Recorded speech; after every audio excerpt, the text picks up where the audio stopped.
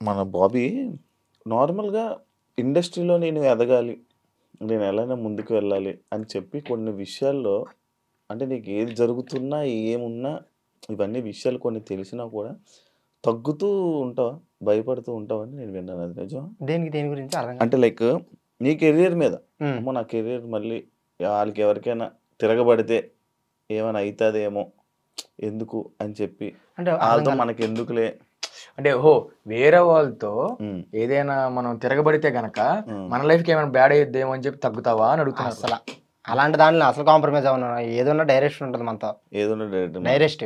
Direct అంటాడు మా వాడు. డైరెక్ట్‌గా అంటాడు డైరెక్ట్. డైరెక్ట్. అదేం లేదు బ్రో. నేను అలాంటిది ఎక్కడ నేను ఏ రోజున అలా అలా తగ్గుతావా అని తగ్గం. లేదు. నా తప్పుందా? హ్మ్. నేను కాళ్ళు పట్టుకుని సారీ బ్రో నన్ను క్షమించండి. నా వల్ల తప్పు జరిగిపోయింది. నేను కావాలని అయితే ఏం చేయలేదు. నన్ను ఒకసారి క్షమించండి హ్మ్. అని చెప్పుకుంటాం. మంద గాని తప్పు లేదనుకోండి. హ్మ్. హ్మ్. ఆ తర్వాత షోక్ వేరేగా ఉంటది. హ్మ్. హ్మ్.